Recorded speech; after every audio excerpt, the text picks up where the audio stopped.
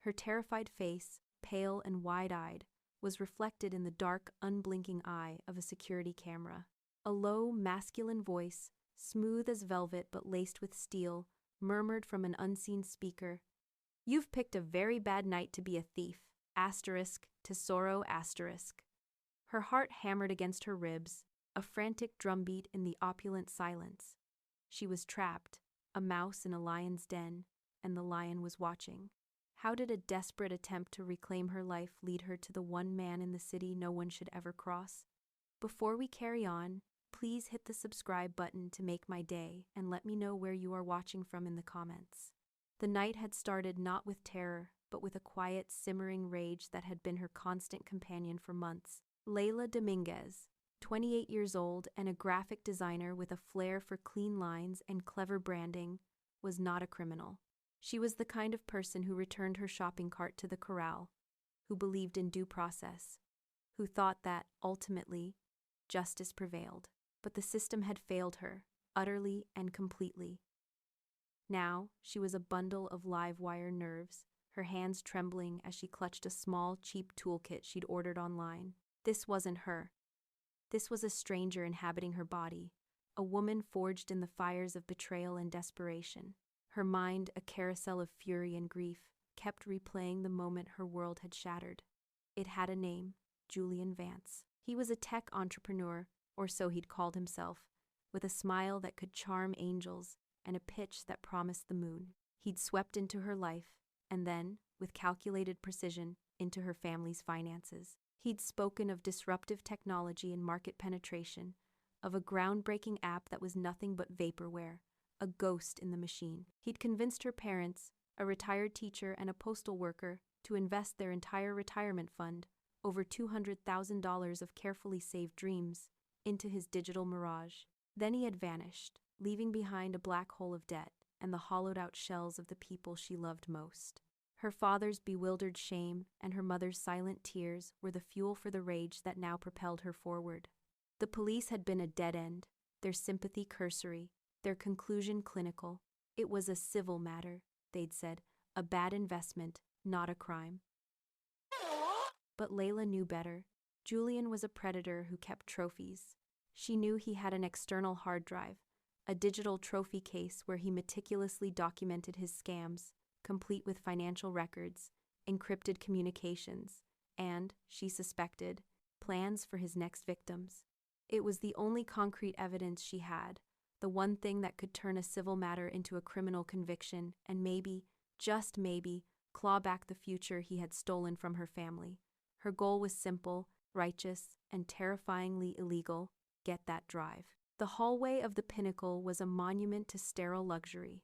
The air, filtered and silent, smelled faintly of jasmine. The carpet was so thick and plush it seemed to swallow all sound, muffling the frantic pounding of her own heart. Layla, dressed in a simple black hoodie and dark jeans, felt like a smudge of dirt in a pristine art gallery. She approached what she believed was Julian's apartment, 12D. Her heart was a frantic bird beating against the cage of her ribs. In her nervous state, her vision seemed to blur, the polished brass numbers swimming before her eyes. She stopped, took a shaky breath, and focused. 12B. The door was identical.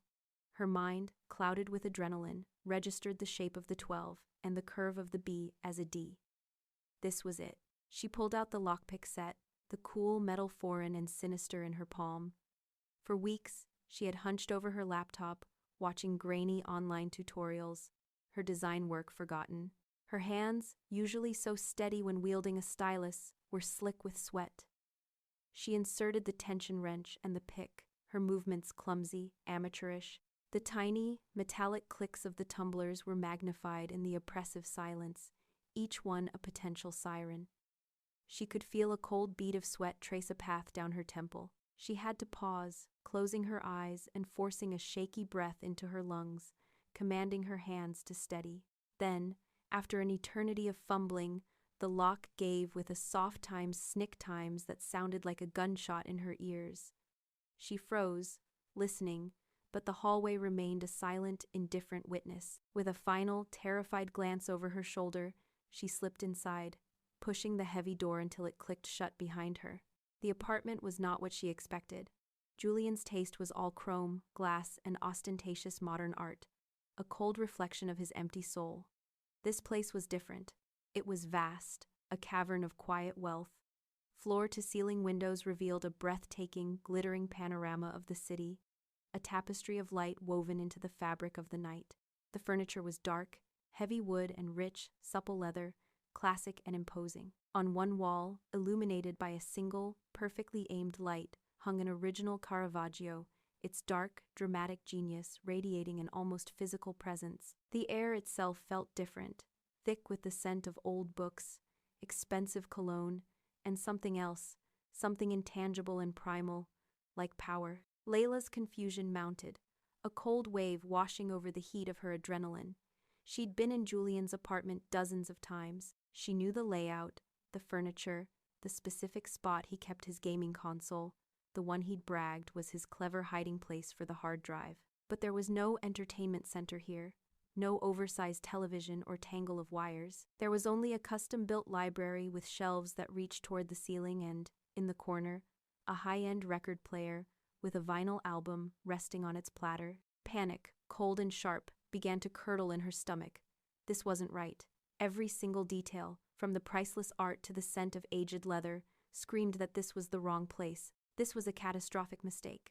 In a separate room, his study, Dante Rossi watched her on a bank of high-definition security monitors. He was in his late 30s, impeccably dressed in a tailored charcoal suit, the jacket unbuttoned, even at this late hour. The silent security system, a bespoke network of sensors and cameras, had alerted him the moment her pick had touched the lock. His first instinct had been to call his guards, 2 of whom were stationed in the service corridor just meters away. But then he had watched. He'd seen her fumbling, her sheer, unpracticed nervousness. He'd seen the tremor in her hands and the desperate set of her jaw. He told his men to stand down. Now, he watched her growing panic as she took in the reality of her mistake. A small, amused smile playing on his lips. He was used to assassins, to corporate spies, to professionals who moved with silent, deadly intent. This girl was a complete and utter anomaly. She was a lost lamb who thought she was a wolf, and her clumsy, terrified intrusion was the most fascinating thing that had happened to him all year. Layla's panic reached a fever pitch. The mission was a failure. She had to get out, now, before whoever lived here came home. She spun on her heel, her only thought to flee back into the sterile safety of the hallway. But a floorboard creaked softly behind her. She froze, every muscle in her body locking tight. A voice, calm and deep, cut through the silence like a blade. Looking for something, tesoro. Pure, ice-cold terror flooded Layla's veins, chasing away every other thought. She spun around, her breath catching in her throat. Leaning against the doorframe of the study was a man, a tall, broad-shouldered silhouette against the warm light within. As he stepped forward, his features resolved from the shadows. He was larger in person than any screen could convey, his presence so immense it seemed to consume the air in the room. He didn't look angry, he looked entertained, which was somehow infinitely more terrifying. Layla stammered, backing away until her legs hit the unyielding leather of a sofa. I have the wrong apartment. I'm so sorry, I'll just go. The words tumbled out, a babbling, incoherent stream of panic. Her mind was racing, calculating the impossible odds. He was going to call the police. Her life would be over. Or worse.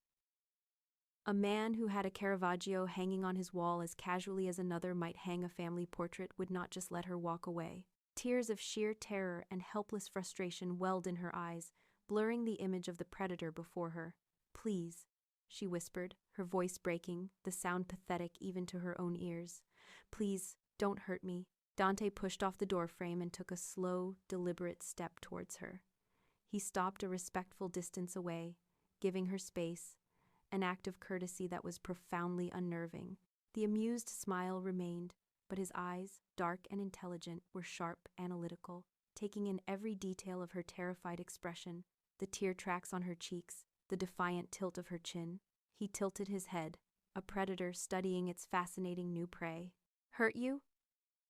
he said, his voice a low, resonant rumble that vibrated through the floor, through the soles of her shoes, and up into her very bones. He gestured around the opulent room, a sweep of his hand that encompassed the priceless art, the bespoke furniture, the entire kingdom she had so foolishly invaded. You break into my home, a feat even my most determined enemies have failed to accomplish. And your first concern is that times I times might hurt times you asterisk? He let the question hang in the air, a silken, dangerous thread. His smile widened slightly, a flash of white in the dim light. Why would I hurt the most interesting woman I've ever met? His question hung in the air, a silken, dangerous thread that seemed to absorb all the oxygen in the room. Layla's mind, which had been a screaming vortex of panic, went utterly blank. Hurt her? The concept was so absurdly inadequate for the situation. Men like him didn't just hurt people, they erased them. Yet, he stood there, a picture of relaxed power, his gaze holding not malice, but an unnerving, genuine curiosity. He gestured with a quiet, commanding grace toward a plush leather armchair that looked like it had been crafted for a king. Sit, have a drink. You look like you need one. Layla remained rooted to the spot, her body a statue of terror. Moving felt impossible, as if the slightest twitch would shatter the fragile, surreal calm. She shook her head, a tiny, jerky motion, unable to form the word no. Her throat was a desert. He moved with an unhurried grace that was utterly unnerving, a predator's economy of motion. He walked to a heavy, dark wood cabinet, opening it to reveal a collection of crystal decanters, each filled with a different shade of amber liquid. He selected one, pouring a small measure into a heavy-bottomed glass. The soft clink of the stopper against the decanter was the only sound in the vast room. He swirled the liquid, the gesture casual, practiced, as he turned his gaze back to her. His eyes, dark and penetrating, never seemed to leave hers, even when he wasn't looking directly at her. So, he began, his voice a low, conversational murmur that was a terrifying counterpoint to her frantic heartbeat. You were not here to appreciate my art collection. A shame. The Caravaggio is particularly moving in this light. He took a slow sip of his drink, his eyes watching her over the rim of the glass. What were you looking for so desperately that you would risk breaking into the home of a complete stranger? Layla knew, with a certainty that cut through her fear, that she couldn't tell him the whole truth. The story of Julian, her parents' ruin, her pathetic, ill-conceived plan, it would sound like a weakness, a vulnerability he could exploit. She had to give him something, a kernel of truth wrapped in a shell of defiance. She found her voice, surprised at how shaky yet firm it sounded. I was trying to get something back, she said, lifting her chin slightly. Something that was stolen from me, from my family. She took a shallow breath, forcing the words out. The man who took it, he lives in this building. I got the door wrong. Dante listened, his head tilted slightly, his expression unreadable. He took another sip of his drink, the silence stretching, amplifying the weight of her partial confession.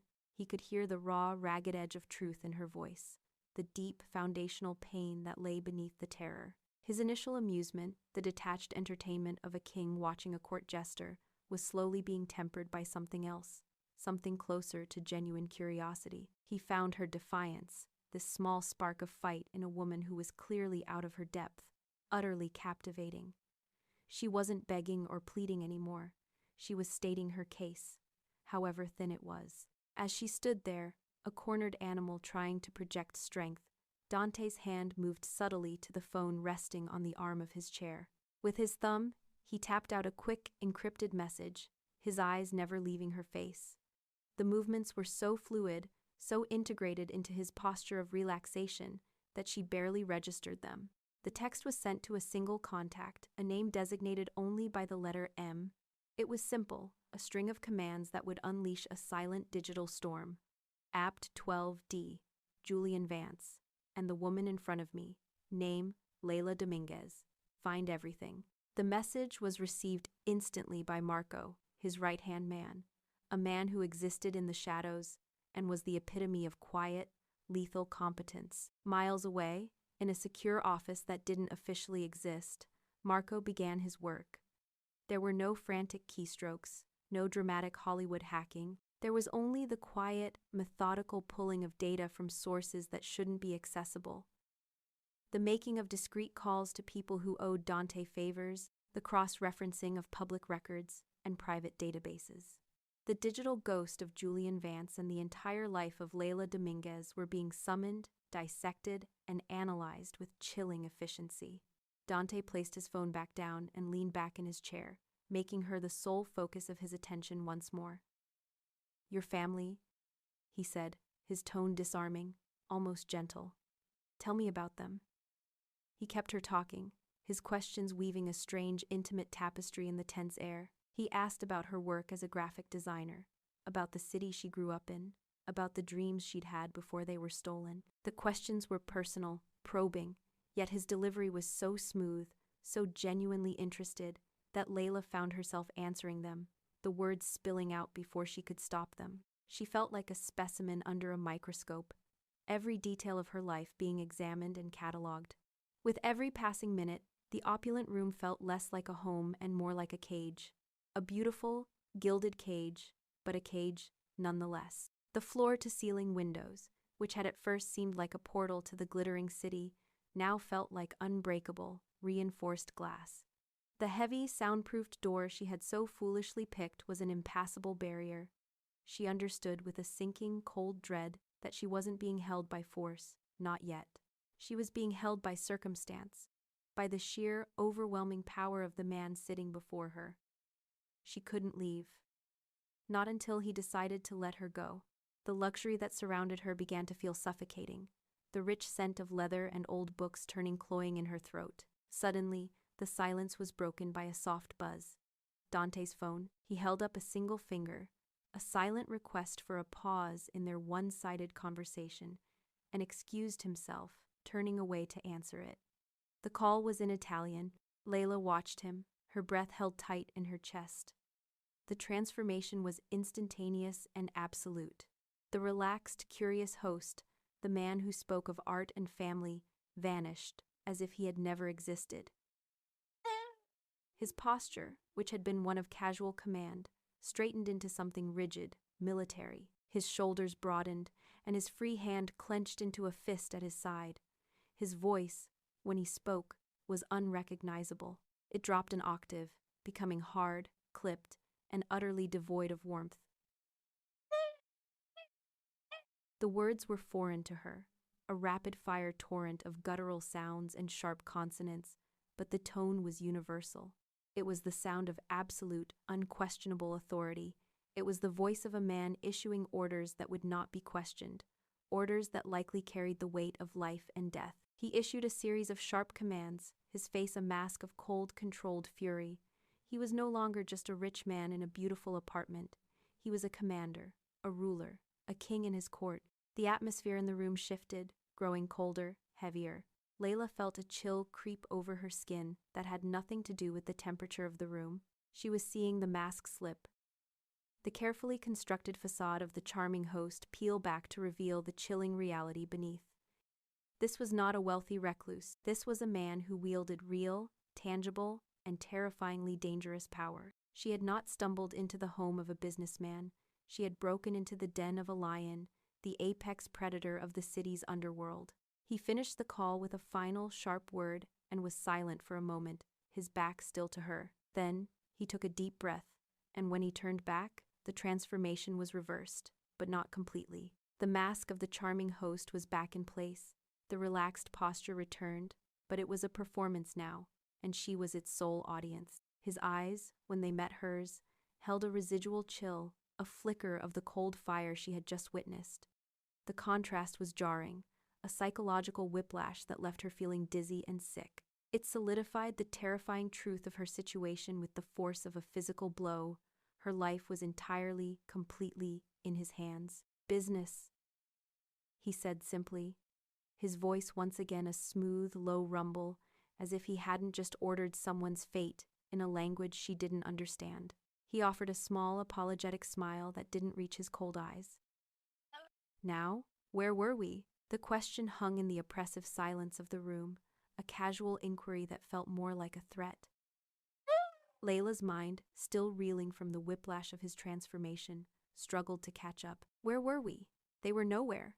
They were in a nightmare of her own making, trapped in the penthouse of a man who commanded unseen armies with a flick of his thumb and a few clipped words of Italian. An hour crawled by, a thick, syrupy passage of time, measured only by the slow, rhythmic swirl of amber liquid in Dante's glass and the frantic, silent beating of Layla's own heart. She remained standing, her muscles locked in a state of high alert, while he sat, the picture of ease, occasionally glancing at the phone that lay dark and silent on the table beside him.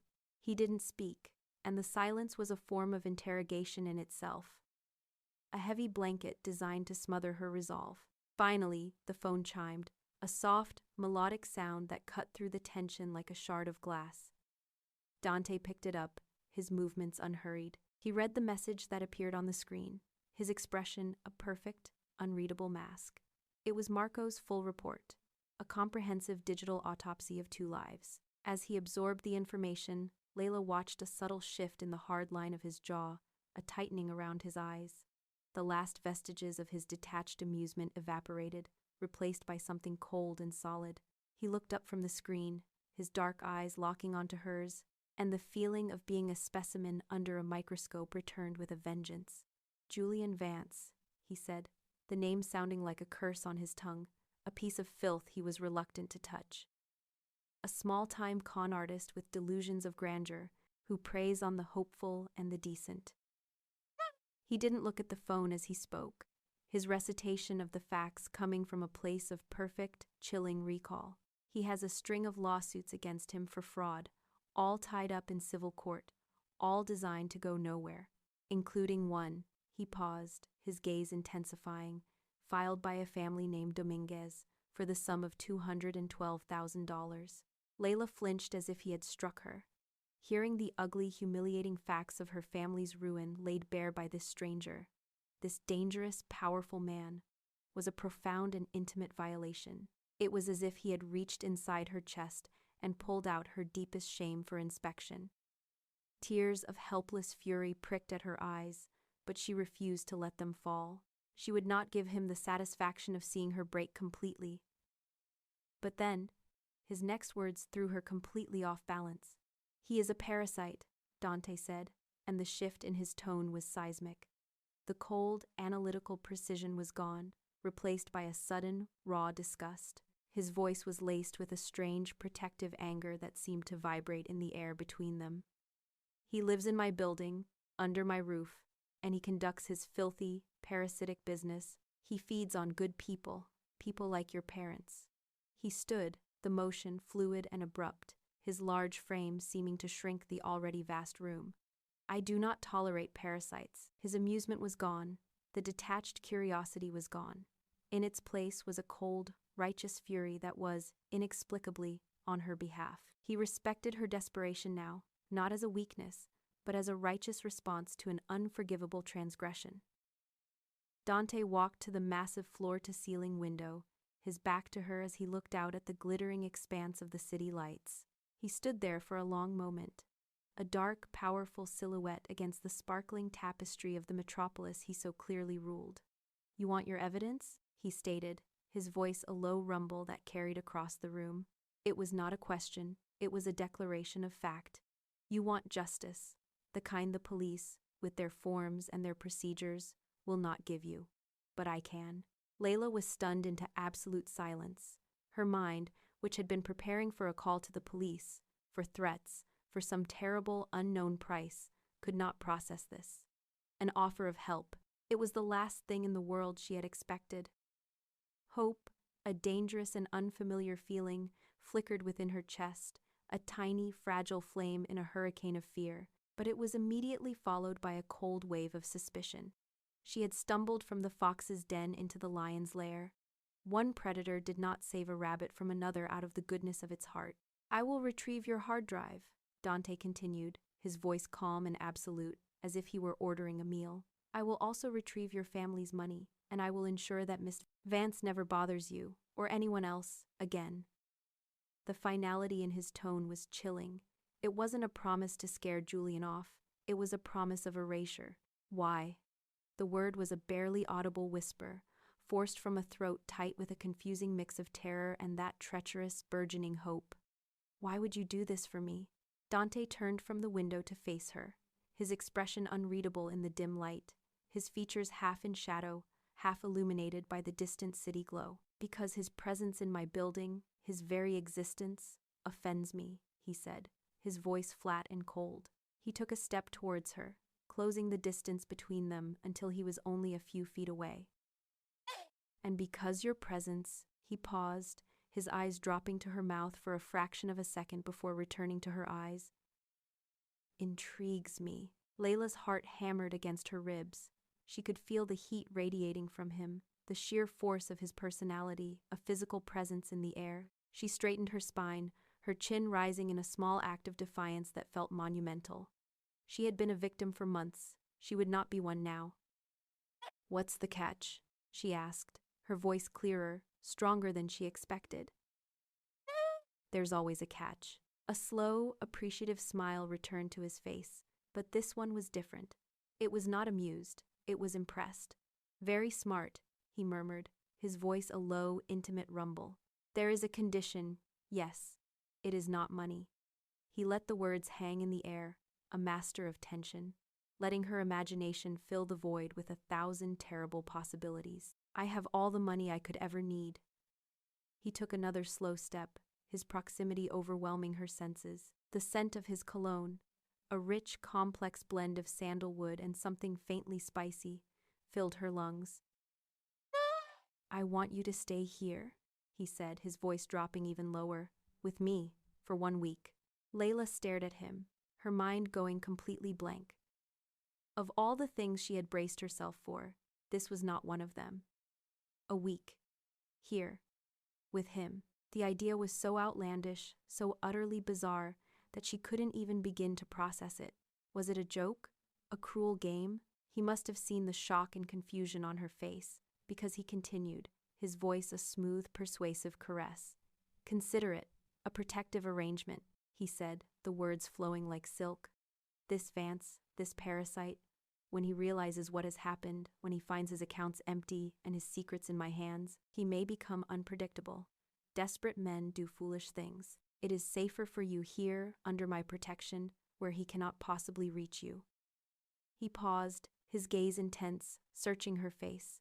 And besides, he added, the pretense of it being solely for her protection falling away to reveal the truth beneath, his voice dropping to a near whisper, a register of pure, undisguised intimacy. I find your company a welcome distraction from my usual business. 1 week as my guest. That is my price. His true motive was as clear as the crystal decanter on the cabinet. He was captivated. He was a collector of beautiful, rare things, and he had just found a new, fascinating acquisition he wished to study in his controlled environment. She was a puzzle he wanted to solve, a diversion from the world of violence and betrayal he inhabited. Layla's mind raced, weighing her options. They were non-existent. On one side of the scale was Julian, her family's ruin, the crushing weight of her failure, and no hope of justice. On the other side was this dangerous, enigmatic man, this king of the underworld, offering her the one thing she wanted more than anything, a chance to right the wrong that had been done to her family. But the price was terrifying. A week of her life in this gilded cage as his guest. It was a terrifying and, to her own profound shame, strangely exciting proposition. She was trapped, but he was offering her a key to a different, more luxurious cage, a cage that came with the promise of vengeance. She looked him directly in the eye, her fear warring with a newfound, hard-won resolve. She had already lost everything that mattered, her family's security, her own peace of mind, her faith in the world. What was 1 week in the grand scheme of her shattered life? It was a gamble, a terrifying leap into the abyss, but it was the only move she had left on the board. Okay, she said, her voice clear and steady, the single word sealing her fate. 1 week. A flicker of triumph, dark and possessive, sparked in the depths of Dante's eyes. He had won. He had made his offer, and she had accepted. The silent contract was sealed. She was no longer just an intruder, a terrified girl who had picked the wrong door. She was Dante Rossi's guest, under his protection, and, in a very real and tangible sense, his possession for the next 7 days. He gave a slow, satisfied nod. "Excellent," he said, the word resonating with the finality of a judge's gavel. He gestured with his head towards a long, dimly lit hallway she hadn't noticed before. "Marco has already prepared a room for you. Rest." He turned, starting to walk back towards his study, his dismissal as casual as it was absolute. He paused at the doorway, looking back at her over his shoulder, his face once again a mask of calm authority. "Tomorrow," he said, his voice a low, chillingly casual promise. "We will deal with Mr. Vance." The words sent a final, involuntary shiver down her spine. She had just made a deal with the devil, and tomorrow the devil would collect his due, not from her, but from the man who had ruined her life. And she, Layla Dominguez, would be there to watch. A surreal new morning began when Layla awoke, adrift in a sea of impossible softness. For a blissful, disoriented moment, she thought it was all a nightmare, a stress-induced fantasy born from months of rage and despair. The scent in the air was clean, like fresh linen and faint lavender. The bed beneath her was not her own lumpy mattress. It was a cloud, a vast expanse of yielding comfort. She opened her eyes. The ceiling was high, adorned with subtle, elegant molding. Sunlight streamed through a gap in heavy, cream-colored curtains, illuminating dust motes dancing in the air like tiny diamonds. Reality crashed down on her with the force of a physical blow. She was a prisoner in a palace. She pushed herself up, the silk sheets pooling around her waist, cool and sinfully smooth against her skin. The room was enormous, decorated in muted tones of cream, gold, and soft gray. It was a page from a luxury design magazine, beautiful, impersonal, and utterly soulless. Her own clothes, the black hoodie and jeans she wore for her pathetic attempt at burglary, were folded neatly on a velvet armchair. They looked like a pile of rags, a pathetic reminder of the world she came from. She swung her legs out of bed, her bare feet sinking into a rug so thick it felt alive. A door stood slightly ajar, revealing a bathroom of gleaming marble and chrome. Another door, a double one, hinted at a closet. Hesitantly, she walked to it and pulled it open. Her breath caught. It was a walk-in closet, and it was filled with clothes. Not her clothes, new clothes, racks of them. Soft cashmere sweaters, tailored trousers, simple blouses of silk, and a row of dresses ranging from casual sundresses to elegant evening gowns that shimmered under the recessed lighting. On a set of shelves were shoes, sneakers, flats, heels, all in her size. It was a gesture of impossible foresight and terrifying possession. He had not just given her a room, he had curated a new identity for her. She felt a wave of revulsion and a strange, shameful flicker of excitement.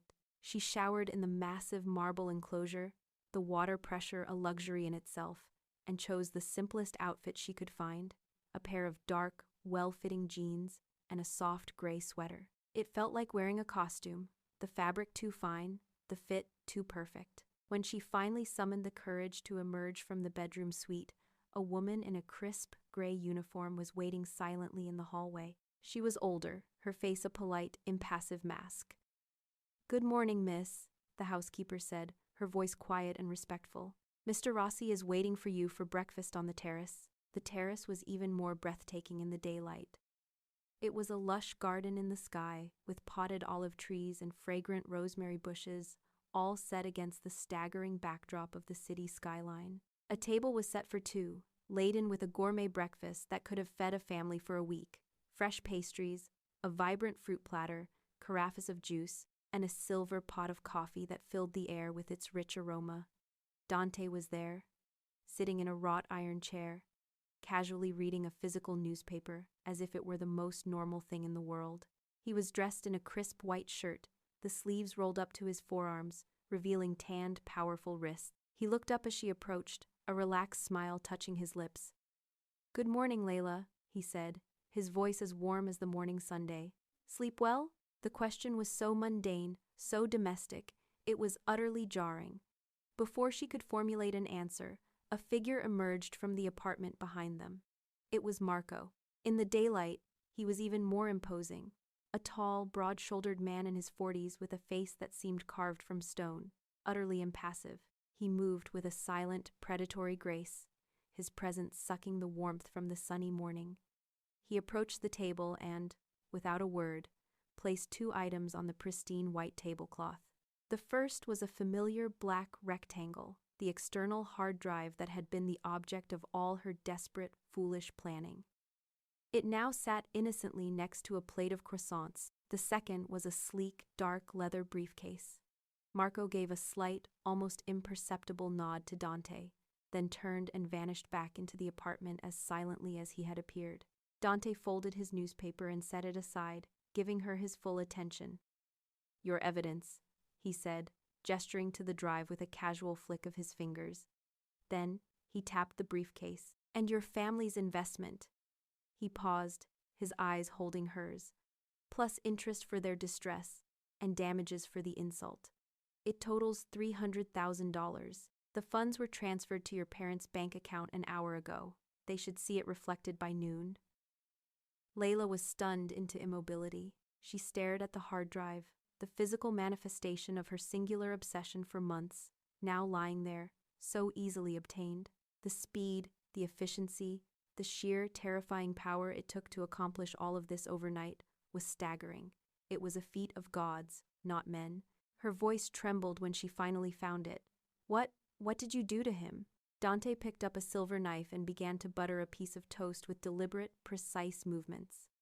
"Mr. Vance was persuaded to liquidate his assets and leave the country," he said smoothly, his voice a calm, even river of sound. He did not look at her. He was given a choice: disappear with nothing but the clothes on his back, or disappear permanently. He took a bite of the toast, chewing thoughtfully before he met her gaze. A cold, knowing smile played on his lips. He chose wisely. The implication was terrifyingly clear. Julian Vance was gone. Erased from her life, from the city, as if he had never existed. A ghost exorcised by a devil. The days that followed unfolded in a strange, surreal rhythm. A delicate dance between suffocating tension and an impossible peace. Dante gave her space, never crowding her, yet he sought her company with a quiet insistence. He was a ghost in the palace, appearing for meals, for a shared coffee on the terrace, or late at night in the vast, silent library. It was in the library that the gilded bars of her cage began to feel less like a prison and more like a sanctuary. The room was his heart, a testament to a mind that craved more than just power. It was filled with thousands of books, the air thick with the scent of old paper and leather. He showed her his collection of first editions, handling the fragile volumes with a reverence that seemed at odds with the casual brutality he wielded. One afternoon, he pulled a worn, leather-bound copy of Marcus Aurelius's Meditations from a shelf. "My ancestor read this in the original Greek," he said, his voice softer than she had ever heard it. "He believed a man's life is what his thoughts make it." Layla, who had been tracing the spine of a book on Renaissance art, looked over. "And do you believe that?" she challenged, her voice quiet but firm. "That you can just think your way into being a good man?" A flicker of something, surprise, maybe even pain, crossed his face before his mask of cool composure slipped back into place. "I believe," he said slowly, "that we are all the products of the lives we are given. Some of us are just given heavier burdens." In these quiet moments, Layla saw a different side of him. He was not just a brute or a kingpin. He was a man of sharp, formidable intellect, with a deep, almost melancholic appreciation for beauty and history. He spoke of his family, not with pride, but with the weary resignation of a man born into a legacy he never chose, a golden crown that was also a leaden weight. A profound, aching loneliness emanated from him, the isolation of a man who stood at the pinnacle of his world, completely and utterly alone. Dante, in turn, found himself drawn to her spirit. She was not intimidated by his wealth or his intellect. She challenged his cynical worldview, arguing with him about morality, justice, and free will with a passion that he found intoxicating. He was surrounded by sycophants and soldiers, men who feared him or wanted something from him. Layla wanted nothing, feared him but refused to be cowed by him. Her idealism, which should have seemed naive in his brutal world, felt instead like a breath of fresh air, a reminder of a world he had long since left behind. She made him feel, for fleeting, dangerous moments, human. One evening, he put a record on the high-end player, the rich, complex notes of a Bach cello suite filling the silence. He poured them both a glass of red wine that smelled of dark cherries and old earth. They sat in the comfortable leather chairs, not speaking, the city lights a glittering carpet spread out far below them. They were in their own world, a bubble of impossible tranquility suspended 1,000 feet above the chaos of the city, and the silence between them was no longer a weapon, but a shared, comfortable space. The bubble of tranquility was bound to burst. It happened on the fifth night. A storm rolled in over the city, a dramatic display of nature's fury that mirrored the turbulent, unspoken emotions swirling between them in the penthouse. Lightning bleached the sky white, followed by long rolling peals of thunder that vibrated through the thick glass of the library windows. They had been talking for hours, the conversation meandering from art history to the nature of power. Emboldened by the wine and the strange intimacy of their shared confinement, Layla finally asked the question that had been burning in her mind. She stood and walked to the window, watching the rain lash against the glass. "This life," she said, her voice barely audible over the storm.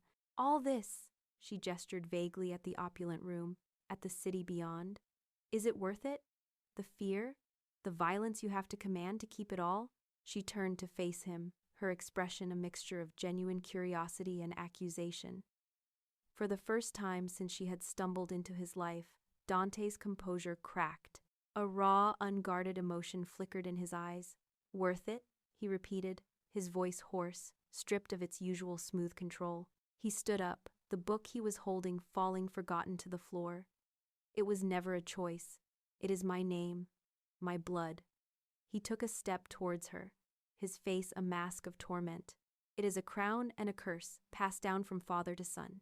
I have been this man since the day I was born." He stopped just in front of her, so close she could see the storm reflected in his dark, haunted eyes. He looked at her, and the deep, aching loneliness she had sensed in him before was now laid bare, a gaping wound. "You," he whispered, his voice raw with a confession he seemed to be making as much to himself as to her, "are the first thing in a decade that has felt like a choice." The words hung in the air between them, more powerful than the thunder that shook the building. The tension that had been simmering for days, a volatile cocktail of fear, gratitude, and a powerful, undeniable attraction, became unbearable. It had to break. He stepped into her space, closing the final inch between them. She did not back away. She could not.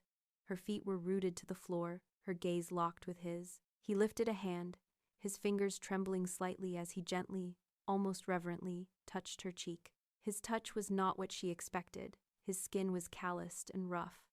But the gesture was surprisingly soft, hesitant. Then he leaned in and his mouth was on hers. It was not a gentle, romantic kiss. It was a kiss of starvation, hungry, desperate, and charged with all the unspoken danger and dark fascination of their impossible situation. It was a collision of two worlds, a violent claiming. It was the kiss of a lonely king and his captive, and to her own profound shock, as the storm raged outside and inside, Layla kissed him back with an equal, desperate fervor, a surrender and a demand all in one. The kiss ended, but the storm raged on, both outside the panoramic windows and within the confines of the library. They stood apart, the air between them crackling with the energy of a downed power line, thick with unspoken confessions and the terrifying, thrilling taste of his mouth on hers. The aftermath of the kiss was more profound than the act itself. It had not been a gentle exploration. It had been a collision, a desperate, hungry claiming that had shattered the fragile truce they had built. Layla's fingers trembled as she brought them to her lips, which still tingled with the force of his. She had not just been kissed, she had been consumed, and she had, to her eternal shock, participated in the devouring. Dante had turned away, his broad back to her, his hands braced on the dark, polished wood of a bookshelf. He was breathing heavily, the controlled facade he presented to the world shattered into a million pieces. He was a man who had lost control, and in his world, a loss of control was a cardinal sin. The next morning, the mood in the penthouse was starkly different. The charged intimacy of the storm had been swept away, replaced by a cool, professional distance. Dante was in his office, a room Layla had not yet seen. It was a space of clean lines, dark wood, and smoked glass. A command center that felt more like a corporate boardroom than a personal study. He was meeting with Marco, and the air was tense. Marco stood before the massive mahogany desk, his posture rigid, his face as expressive as granite. He delivered his report in a low, flat monotone that belied the gravity of his words. The Vance situation was handled cleanly, Marco began, his gaze fixed on a point just over Dante's shoulder. But it was not without ripples. His disappearance was too abrupt. He had associates, other bottom feeders. They talk. Dante steepled his fingers, his face a mask of cold concentration. I am not concerned with the chatter of minnows, Marco. Ordinarily, no, Marco conceded, his tone unchanging. But the chatter has reached bigger fish. Antonio Gallo is using it. Dante's eyes narrowed almost imperceptibly. The name dropped into the sterile air of the office like a stone, heavy and unwelcome. Layla, who had been told to wait in the adjoining sitting area, could hear their voices, low and serious. She knew she shouldn't be listening, but she couldn't move. Antonio Gallo, she didn't know the name, but the way Dante's posture had stiffened told her everything she needed to know. Gallo is everything Dante was not: flashy, brutish, and impulsive. He viewed Dante's quiet, intellectual approach to their business as a weakness, a lack of stomach for the old ways. He had been looking for a chink in Dante's armor for years, a way to challenge his dominance over the city's most lucrative territories. He is spreading rumors, Marco continued, his voice a relentless factual drone, that you've gone soft, that liquidating a small-time fraud like Vance so quietly, instead of making an example of him, is a sign of weakness. Marco paused, taking a slight breath before delivering the final, critical piece of intelligence. More importantly, the presence of the woman, of Miss Dominguez, has been noted. Gallo is framing it as a distraction. He sees her as leverage. A civilian in the penthouse is not a guest, it is a vulnerability. A cold, silent fury began to build in Dante's chest, a glacial pressure expanding outward. It wasn't the hot, explosive anger of a lesser man. It was the focused, terrifying rage of a predator whose territory had been threatened. His decision to keep Layla, an impulse born of a fascination he hadn't felt in years, had now put her in the crosshairs. He had seen her as a captivating puzzle, a welcome diversion. His enemies saw her as a target. His arrogance, his belief that he could simply pluck her from her world and place her in his without consequence, had been a grave miscalculation.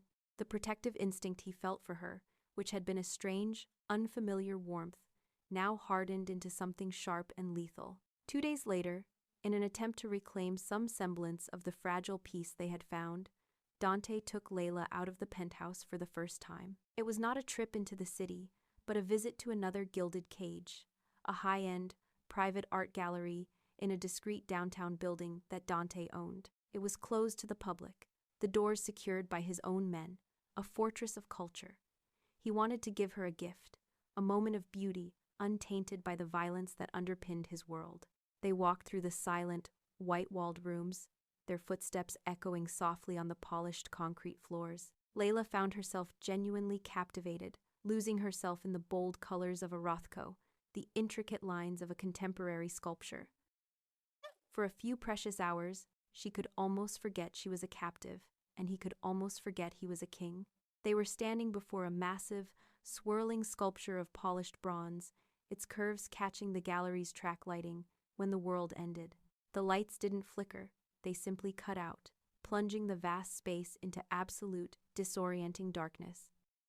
A moment of confused silence hung in the air, thick and heavy, then it was shattered by the explosive sound of breaking glass from the skylights high above. Layla looked up, her heart seizing in her chest, and saw the night sky raining shards of tempered glass and dark, spidery silhouettes. Men in black tactical gear were rappelling into the gallery, their movements swift and silent. Dante reacted with a speed that was inhuman.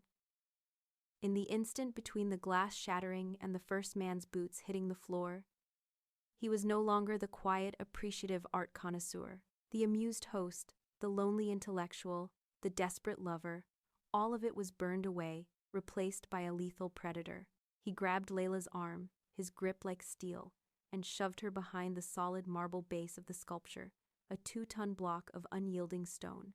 "Stay down," he commanded, his voice a low, guttural growl she barely recognized. As she scrambled behind the marble, her hands scraping against the rough floor, she saw him draw a concealed firearm from the small of his back. The movement was a fluid, terrifying blur of motion, an extension of his will. The gallery erupted into a cacophony of violence.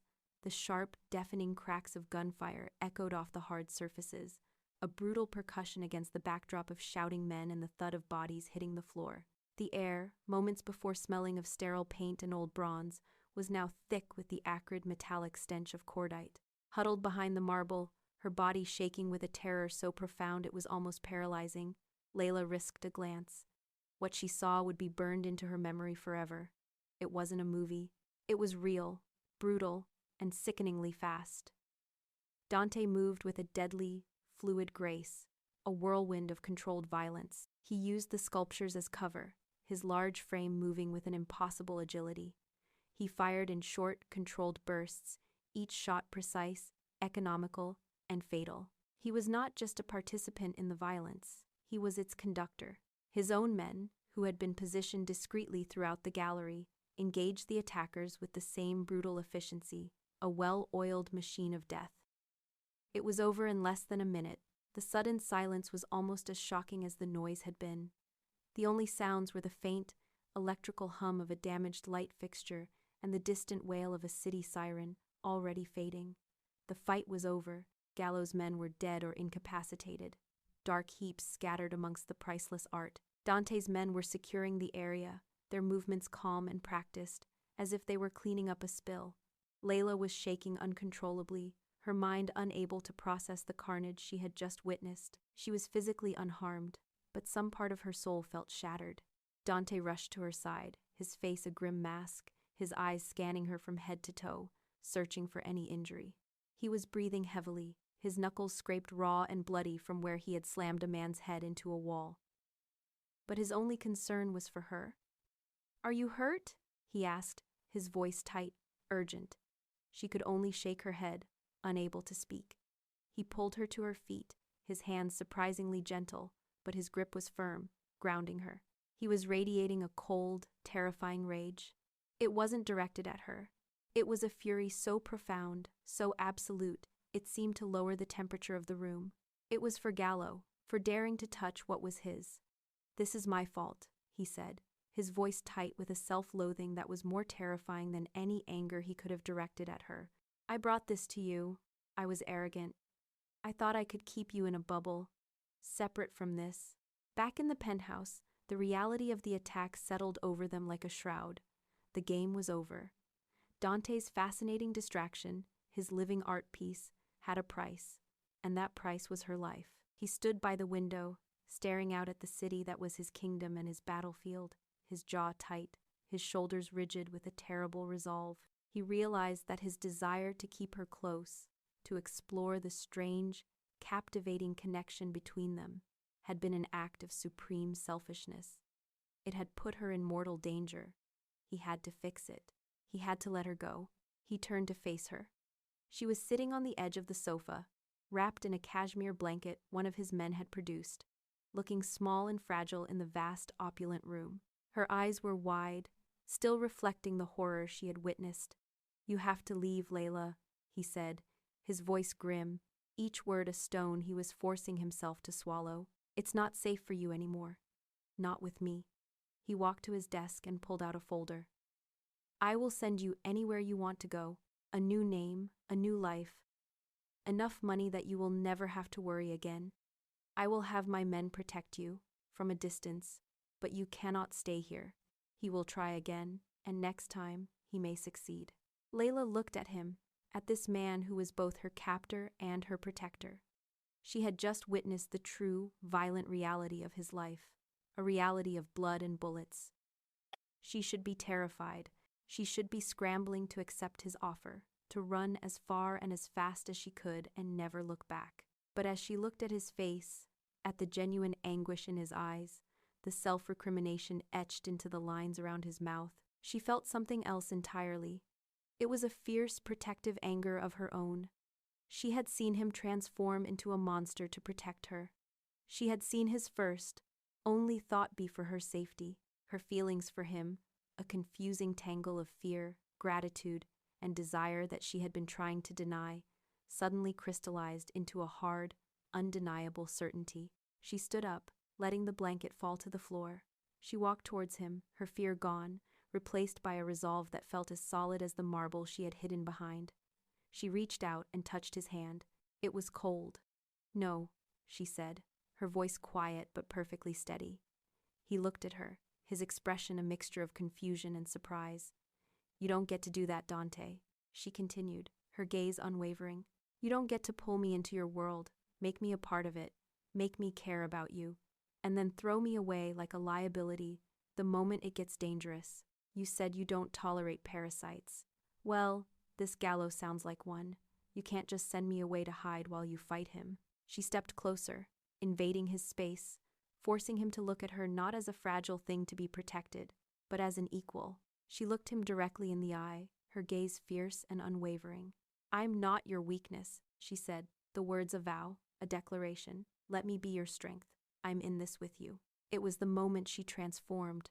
She was no longer Layla Dominguez, the victim of a con man, the accidental intruder. She was a woman choosing her fate, choosing this life, and choosing this man.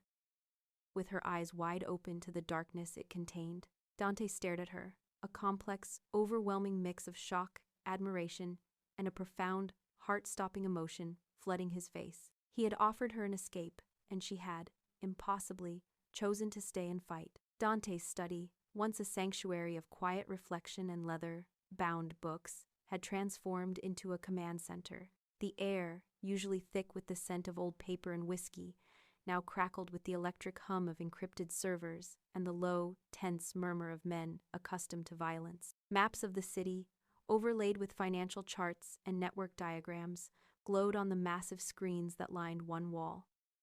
Dante stood before them, a general surveying his battlefield. Marco was at his side, a silent, grim shadow, while two of Dante's top lieutenants, men with hard faces and harder eyes, stood rigidly by the desk.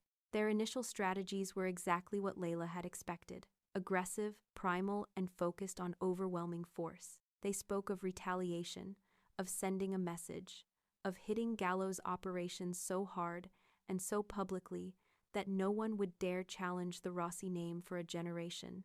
Layla sat in one of the leather armchairs, a silent observer in a council of war. She didn't understand the logistics of mob warfare, the intricate dance of territory and tribute. But she understood the psychology of arrogant men. She had spent months dissecting the mind of one, Julian Vance, learning how his vanity was not a shield but a gaping hole in his defenses. She listened quietly as Dante's men laid out plans for firebombing warehouses and ambushing convoys, their voices cold and clinical. Finally, as they paused, looking to Dante for his decision, she spoke, her voice quiet but cutting through the masculine tension. "You're thinking about this like soldiers," she said. The three men turned to look at her, their expressions a mixture of surprise and annoyance. One of the lieutenants, a thick-necked man named Rocco, opened his mouth to dismiss her, but a single, sharp glance from Dante silenced him. Dante's gaze settled on Layla, his expression unreadable but attentive.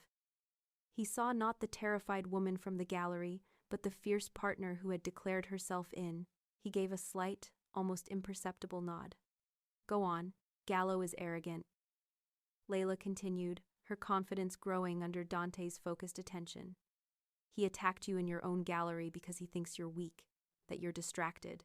Arrogant men get sloppy. They overestimate themselves and underestimate everyone else." She stood and walked towards the screens, her eyes scanning the complex data streams. "You don't need to meet him with force. That's what he expects. He's ready for a war. You need to find where he's sloppy, where his arrogance has made him careless. You need to find a single loose thread and pull it until his whole operation unravels from the inside out." A heavy silence filled the room.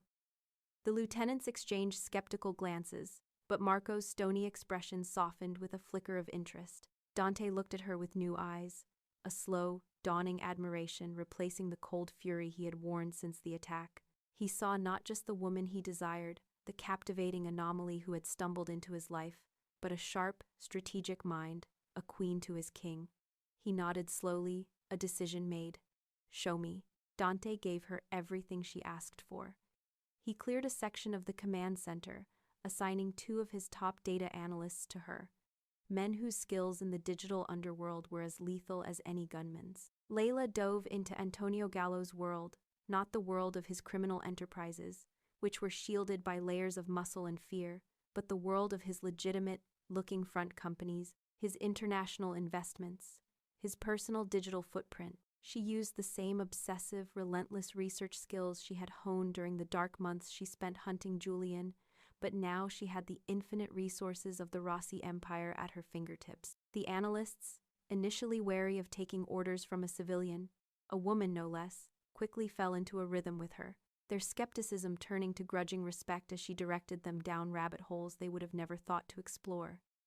She had them ignore the obvious, the shell corporations and the cash-heavy businesses. Instead, she focused on the mundane, the boring, the things an arrogant man would deem too trivial to hide properly. For 2 days and 2 nights, she worked, fueled by black coffee and a cold, burning determination. She slept for a few hours at a time on a sofa in the study, her mind never truly shutting down, constantly sifting through terabytes of data. Dante would watch her sometimes from the doorway, a silent, brooding guardian, his heart caught in a confusing mix of pride and a fierce, protective fear for what he had unleashed in her. Then, late on the 2nd night, she found it. It was buried in the transaction logs of a legitimate shipping company, Gallo.co, owned a series of seemingly routine payments for port fees and tariffs through a terminal in another country. The numbers were small, almost insignificant in the grand scheme of his operation, but they were consistent, and when Layla Cross referenced them with the cargo manifests, they didn't add up. It was a small-scale money laundering scheme, a way to skim a little extra off the top. It was sloppy. But the true genius of her discovery was not the crime itself. Cross, referencing the shipping manifests with public employment records from the foreign port, she found the name of the Port Authority director who signed off on the doctored paperwork. A few more searches revealed that the director was the brother-in-law of a man named Lorenzo Falcone, a senior and deeply respected figure on the Times Commissione *, the Mafia's national governing body, a man from a powerful, neutral family who valued tradition and, above all, discretion. Gallo wasn't just running a sloppy side operation. He was doing it in a way that, if exposed, would bring federal scrutiny and profound embarrassment to one of the most powerful, old, school figures in their entire world. Layla leaned back in her chair, a slow, tired smile touching her lips. She pointed to the screen, where the connections were laid out in a simple, damning chart. "This is it," she said, her voice hoarse with exhaustion. The analysts stared at the screen, their eyes wide with understanding. "This isn't a gun," Layla whispered, looking at Dante as he approached. "It's a dagger. You don't attack Gallo. You don't start a war. You simply show this to Lorenzo Falcone. You let them deal with their own." Dante used the information exactly as Layla had designed. There were no threats, no demands. He arranged a discreet face-to-face meeting with Lorenzo Falcone, an old, world patriarch who rarely involved himself in the affairs of younger, more volatile bosses. Dante presented the evidence not as an accusation or a piece of leverage, but as a courtesy. He explained calmly, simply bringing a potentially embarrassing situation to the respected elder's attention, helping him avoid a major scandal and a possible federal investigation that would be inconvenient for everyone. He was the soul of discretion, a responsible leader cleaning up a mess that a reckless peer had made. Falcone, a man who understood the subtle language of power better than anyone, listened in silence, his ancient, hooded eyes missing nothing. He took the single sheet of paper summarizing Layla's findings, folded it once, and thanked Dante for his consideration. The result was as swift and silent as a serpent's strike. There was no bloody street war, no screaming headlines. 2 days later, Antonio Gallo was summoned to a meeting at a social club in a city 3 states away, a meeting from which he never returned. His car was found abandoned. He was simply gone. His entire operation, left leaderless and in disarray, was quietly absorbed by the other families, his power and influence erased overnight as if he had never existed. The threat was neutralized, permanently. Dante had eliminated his most dangerous rival without firing a single shot, cementing his reputation not as a brute, but as a brilliant and cunning leader who played chess while others played checkers. The penthouse was quiet again. The extra guards were gone. The tension that had permeated every room had dissipated, leaving behind a profound sense of calm. Layla stood on the terrace, the cool evening air on her face, feeling a sense of relief so deep it was almost painful. But mixed with the relief was a new, unfamiliar feeling, a sense of ownership. She hadn't just been a bystander, a damsel in distress. She had been instrumental in their victory. She had protected the man who had protected her. She had earned her place in this strange, dangerous world. Dante came to her, his footsteps soft on the stone tiles. He said nothing for a long moment, simply standing beside her, their shoulders almost touching as they looked out at the glittering city. He held out his hand. In it was a passport, its cover a deep, unfamiliar blue and a first-class plane ticket. "It's over," he said, his voice soft, devoid of its usual command. "You are safe now, truly. Gallo is gone." He placed the documents in her hand. Her new name was printed on the ticket, a name she didn't recognize. "You can go anywhere. Paris, London, a private island in the Pacific. A new life, a clean slate. I will never stop watching over you from a distance, but you will be free." He was offering her the choice he had promised, a true, no strings attached exit from his world. It was the most honorable thing he could do, and it was tearing him apart. Layla looked at the ticket in her hand, the crisp paper, a passport to a life of quiet, safe anonymity. She looked back at Dante, at his handsome, tormented face, at the undisguised pain in his eyes. He was letting her go. She walked to the edge of the balcony, the wind whipping a strand of hair across her face. She was no longer the terrified, desperate girl who had broken in here what felt like a lifetime ago. She was a woman who had faced down her demons, who had stared into the abyss of a dark and violent world and found that she wasn't afraid. She knew what life with him would mean. It would never be simple. It would never be completely safe.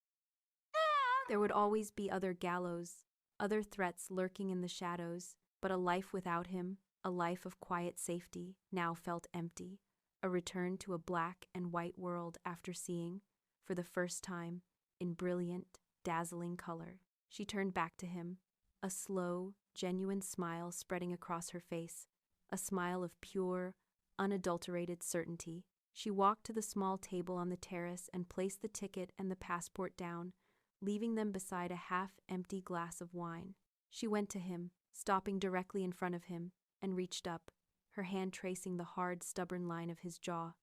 "Wrong door, beautiful," she said, her voice a soft, intimate murmur, echoing his very first words to her, turning them from a taunt into a term of endearment. He looked down at her, his heart in his eyes, 1,000 emotions warring for dominance on his face. She smiled again, a little wider this time, and continued. "Or maybe, for the first time in my life, it was exactly the right one." He didn't need any more encouragement. He pulled her into his arms, his hand tangling in her hair as he crushed his mouth to hers. And this time, when he kissed her, there was no desperation, no hunger, no fear. It was a kiss of equals, a kiss of partnership, a kiss filled with the silent, profound promise of a complex and extraordinary future. They held each other as the city lights began to sparkle to life far below, two people from two different worlds who had found their home in the most unlikely and dangerous of places.